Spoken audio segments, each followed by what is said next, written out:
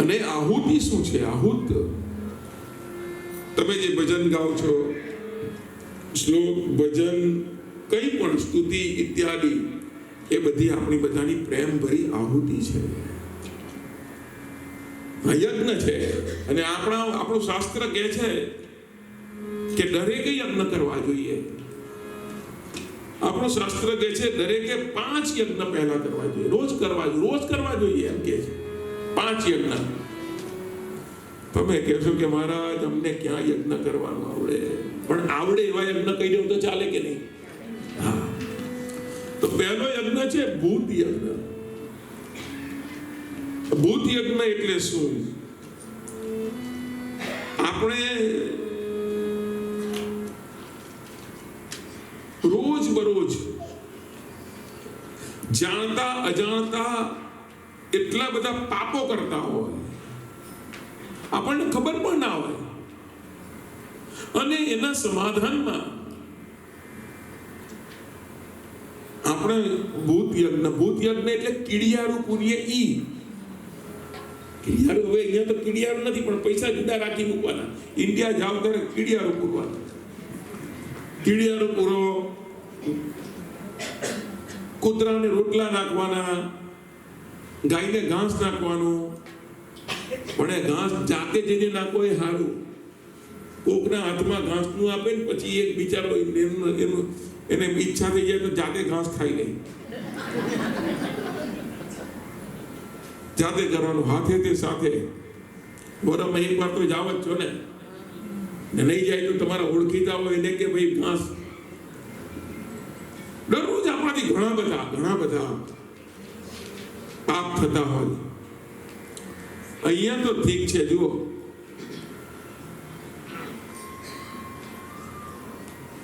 ઇન્ડિયામાં તો ખબર પેલું આમ સવારે હંજવારી, તમે અહીંયા હુવર કહું કહો, એટલે હુવર તો કંપનીનું નામ છે, વેક્યુમ ક્લીનર. આવા તમે ભણેલા કરેલા છો, મારે શીખવું પડે. હુવર તો કંપનીનું નામ છે ને, હુવર તો વેક્યુમ ક્લીનર. અમારે એવું જ, તમારે એવું નહીં, અમારે એવું જ છે. અમે બધા એમ જ કે કોલગેટ કર્યું, કંપનીનું નામ છે.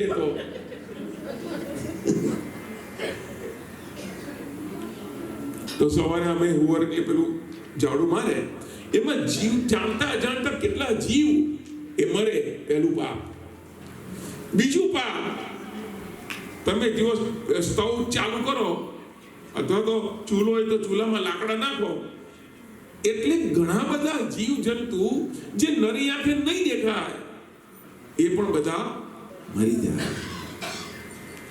પછી ત્રીજું દળવાનું આવે. બરાબર, દળતા. હવે તો એ જમાના ગયા, હવે દળવાની વાત જ નહીં. પહેલા મેં કહ્યું એમ, અમારી દાદી કાલ કઈ ઢોકળા કે ઈડડા કે એવું કે બનાવો ને તો રાત્રે દાળ વાતે ને આખી રાત ને સવારે ફૂલી ફાળકા જેવી થઈ ગઈ. એ ઉપર ડબ્બામાં ઉપર મને મને મને મને કાળો કરતી ઉપર આવે દાળ. પહેલા તો વાત, હવે તો બધું ઇન્સ્ટન્ટ લ્યા. હું હમણાં કઈ જગ્યાએ મોલમાં ગયેલો, ગયા વર્ષે, આ વર્ષે તો કશે જવાનો ચાન્સ જ નહીં મળ્યો. તો હું ફરતો હતો તો મારી વળી પેલા, આપણે તો આમાં ઇન્ટરેસ્ટ, આપણે આ તો બધું મળે જ નહીં આપણું કંઈ. તો હું જોતો હતો, એટલે ઊંધિયાનું ડબલું હતું, વલસાડનું ઊંધિયાનું ડબલું. મેં કીધું આ લઈ ગયા, પણ અહીંયા રોટલા વણતા બાજુમાં જ રોટલી પણ હતી, 7 રોટલી 3 પાઉન્ડની લઈને ગરમમાં નાખી બહાર કાઢીને ખાઈને વયા જાઓ. ઇન્સ્ટન્ટ થઈ ગયું બધું. પણ પહેલાના જમાનામાં તો સાહેબ બહુ દાળમાં પેલા મિક્સચર આવી ગયા, આમ ચાલુ કર્યું કે દાળ વધારી ગઈ. પણ જાણતા જાણતા બધા પાપ આપણાથી થતા હોય, અને પાપનું નિરાકરણ પ્રાયશ્ચિત રૂપે ઋષિઓએ આપણને 5 યજ્ઞ કરવાનું કહ્યું છે. એમાંનો પહેલો યજ્ઞ છે ભૂત યજ્ઞ. કીડિયારું પૂરીએ, કૂતરાને રોટલા નાખીએ, ગાયને ગૌગ્રાસ. આમ તો આમ કહેવત શું છે, કહેવાય શું, પહેલી રોટલી કોને ખવડાવવાની? ગાયને. અને છેલ્લી રોટલી કોને? કૂતરાને.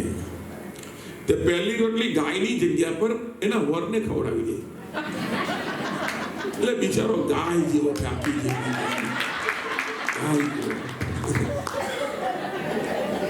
ને છલ્લી કોની? કૂતરાની. તે હાહુને ખવડાવે. બિચારી આખી જિંદગી ભૈંસીએ જ રાખે.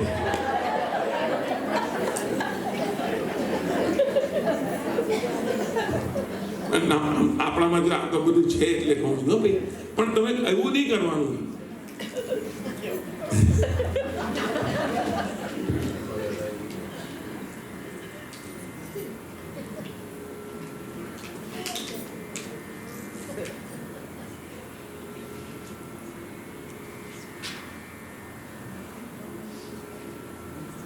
તો અને ભૂત યજ્ઞ કહેવાય છે. ગૌ ગ્રાસ નાખીએ.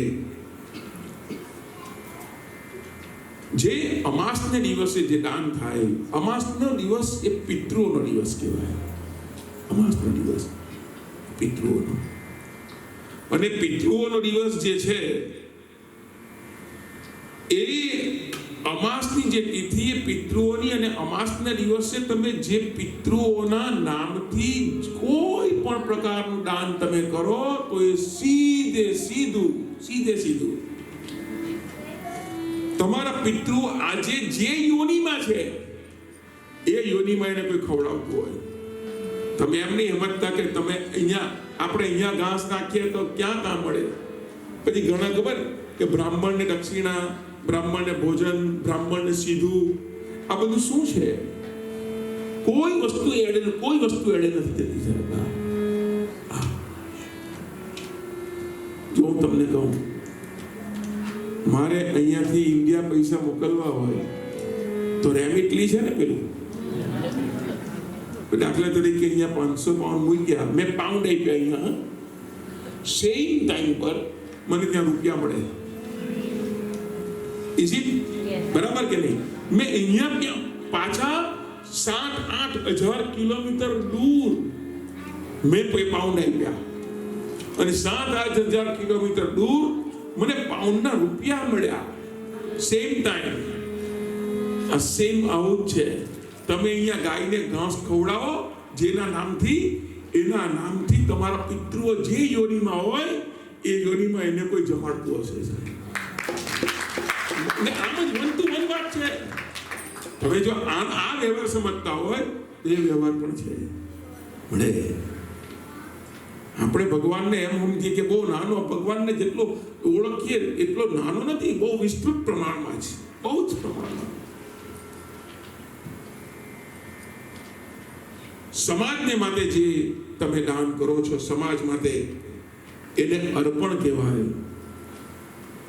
દેવતાઓને જે આપો એને સમર્પણ કહેવાય. અને પિતૃઓને માટે જે કરો એને તર્પણ કહેવાય. अर्पण, समर्पण और तर्पण.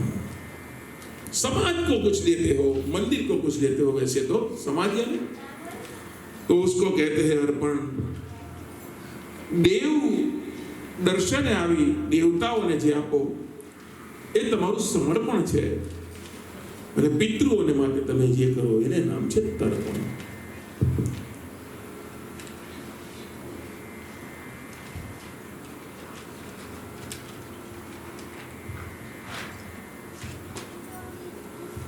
भगवान ने अपने जितलो मानिए बहुत विस्तार थी है.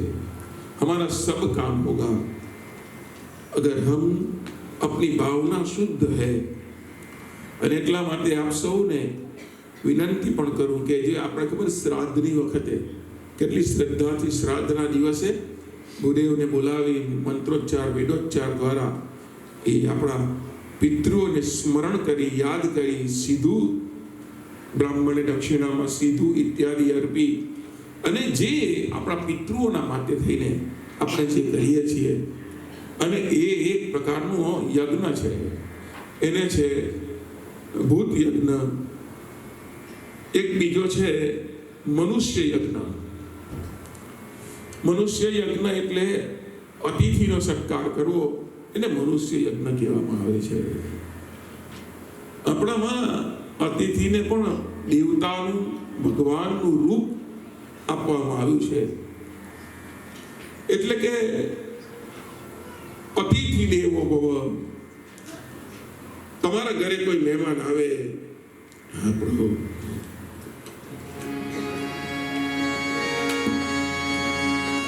હે જી તારા આંગણીએ કોઈ આશા લઈને આવે રે,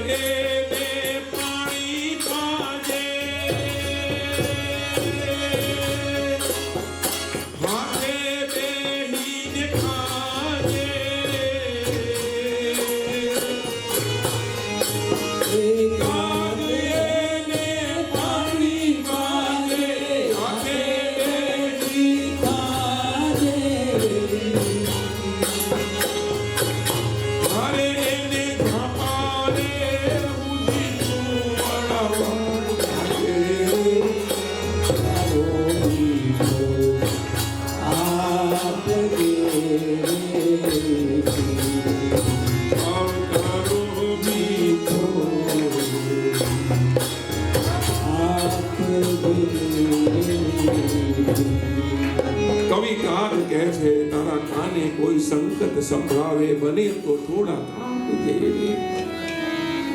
આંગણે આવે રાતીથી. આપણામાં કહેવાય છે કે અતિથિ એટલે તિથિ વગર અતિથિ. મહેમાન જેને કહેવાય, મહેમાન એટલે મેઘ એટલે વરસાદ.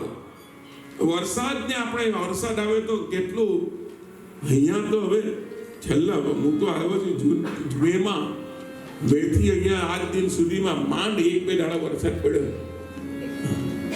પણ આપણે વિચિત્રતા આપણી એવી, વરસાદ બહુ પડે તોય દુઃખી થઈ જાવ, તોય પાછા તમે કહો હવે આ ખમૈયા કરે તો સારું, ને એ બંધ થાય તો તમે કહો કે ભાઈ પડે તો સારું. અતિથિ દેવો ભવ.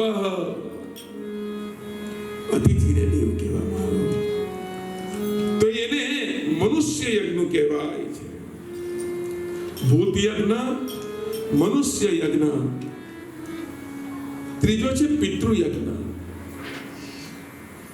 હવે પિતૃયજ્ઞ યાને આવા ભાગવત જેવા, આવા જલારામ કથા જેવા શાસ્ત્રોનું વાંચન કરાવડાવીને સમાજને જે જાગૃત રાખવાનું કામ કરે છે.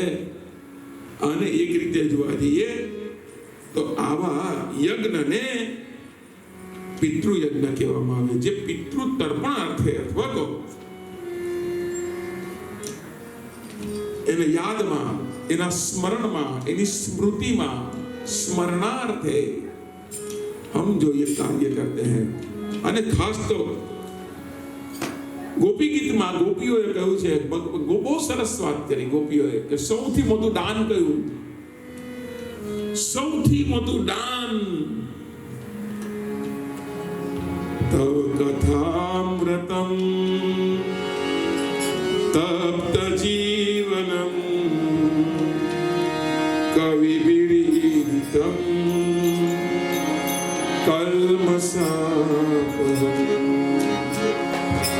श्रवण मंगलम श्रीमदाततं भुवि गृह्णान्ति ते भूरिदा जना। શું કહ્યું? સૌથી મોટું દાન કથાનું દાન છે. તમે કોઈને કથા દાનમાં આપો એ સૌથી મોટું દાન છે. ગોપીઓ કહે છે એમ જ, એટલે એને આને એક પ્રકારે પિતૃયજ્ઞ કહેવામાં આવે છે. ચોથો છે દેવયજ્ઞ, જે આજે સવારે કર્યો એને દેવયજ્ઞ કહેવાય. સ્વાહા કરી આહુતિ આપી અને દેવને પ્રસન્ન કરવો, જે તે દેવને, આ દેવયજ્ઞ છે. અને બ્રહ્મયજ્ઞ, શાસ્ત્રો પુરાણ વાંચન શ્રુતિ, અને આ બ્રહ્મયજ્ઞ છે. ભગવાનને રાજી કરવા માટે ભગવાનની સમક્ષ બેસી અને સ્તુતિ અને શાસ્ત્રોનું પઠન, આ 5 યજ્ઞ આપણે નિત્ય કરવા જોઈએ. મને બતાવો કે કયું નહીં થાય? બધા થાય કે નહીં? ભૂત યજ્ઞ થાય કે નહીં? કીડિયારું પૂરવાનું, કૂતરાને ખવડાવવાનું, ગૌગ્રાસ, હા ભૂત યજ્ઞ. મનુષ્ય યજ્ઞ થાય, અતિથિ દેવો ભવ. અતિથિને જોઈને દરવાજા બંધ નહીં કરવાના, પૂછના. અમુક અતિથિ હે એવા આવે પાછા રહી પડે. એક પતિ પત્ની હિંચકા પર બેઠેલા હતા, તો સામેથી 4 મહેમાન આવ્યા. એટલે પેલી પત્ની જે હતી ને એને ગોદો પેલા 4 આવ્યા, ચીટકુડાસ છે, જશે જ નહીં. બંને હોશિયાર. જેવા અંદર આવ્યા એટલે પેલીએ ચાલુ કર્યું એના પતિને કહેવાનું, લગ્ન કરીને આવી છું એની વર્ષથી એક હાડો અપાયો નથી, કોઈ દાડો ફરવા નથી લઈ ગયા, તમારે તો હરડાર કરી રાખવાના, રસોઈ કરવાની, છોકરાઓ સાચવવાના, કોઈ દાડો ફરવા નથી લઈ ગયા, કોઈ દાડો ઘરેણું નથી અપાયું. હું તો આ ચાલી મારા પિયર.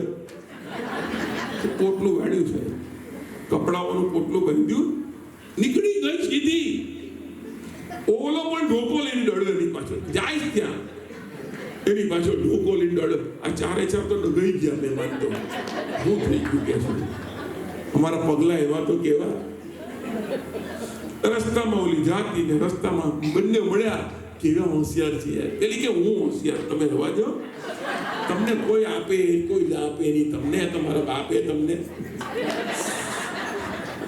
25 પૈસા નો આવે તમારા. હું હોશિયાર તમારા કરતા. આ જૂના કપડા લાવી ધોવાના, નદી કિનારે જઈશું, ધોઈને હાંજે આવશું એટલે વયા ગયા છે. પેલો કે હું તારા કરતા કેટલો હોશિયાર. તલવાર કે વેલણ લઈને નહીં દોડ્યો, ઢોકો લઈને દોડ્યો. તું દોડ છે નથી કપડા. સાહેબ નદી કિનારે ગયા, કપડા બધા ધોયા, સૂક્યા, હાંજ પડી, ઘરે આવતા. પેલો કે કેટલો, પેલી કે કેટલી હોશિયાર કે મેં જૂના કપડા લીધા. પેલો કે હું કેટલો હોશિયાર, ધોકો લીધો. એવા જેવા બંને ગયા. એમાં ઘરમાં મહેમાન સોફા પાછળથી ઉભા થયા, અમે કેટલા હોશિયાર, હજુ નથી ગયા. આ 4 મહેમાન છે ને ભાઈ, એ તર્કની ભાષામાં એવું છે.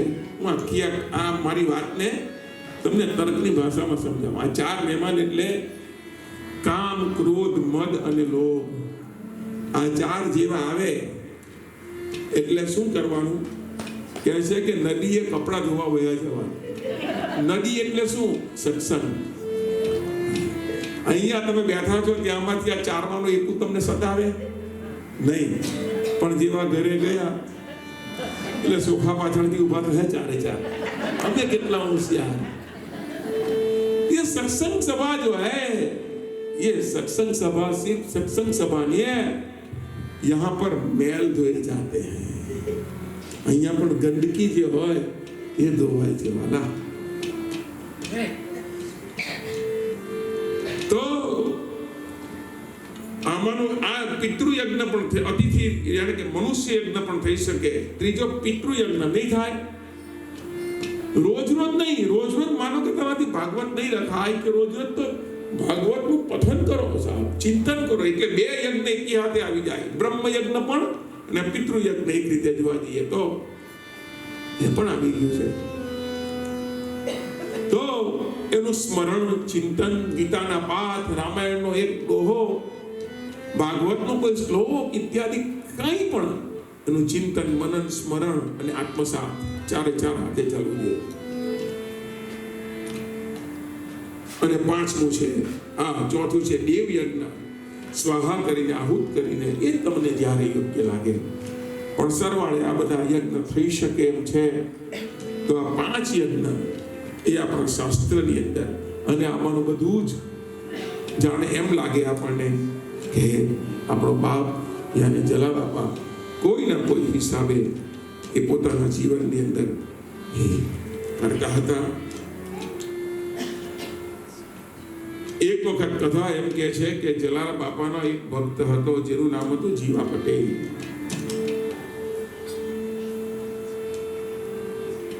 એ પટેલની પટલાણી કંકુ આ થાણા ગાલોડ ગામની કથા છે. થાણા ગાલોડ સૌરાષ્ટ્રમાં આવ્યું. અને પત્નીનું નામ હતું કંકુ. અને એ તો તાડુકી એક દિવસ કે ક્યાં છે તમારો જલો ભગત? બહુ જલા ભગત ને બધું દઈ આવ્યા હતા. તમે દર વખતે જાઓ ને એના આશ્રમમાં દાણા નાખી રહ્યો છો ને. જીવા પટેલે કહ્યું પણ થયું છે શું આ સવારની પરમાં મંડી છે?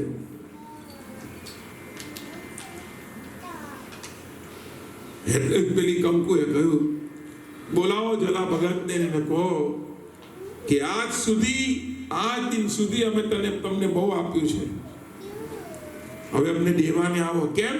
ઘરમાં અનાજનો દાણો નથી, કાંઈ નથી જમતા, બનાવીશું શું જમશું? જીવા પટેલ એ જલારામ બાપાનો પરમ ભક્ત હતો અને સંગ્રહ ખોરીમાં માનતો ન હતો. થોડા પૈસા થાય, થોડા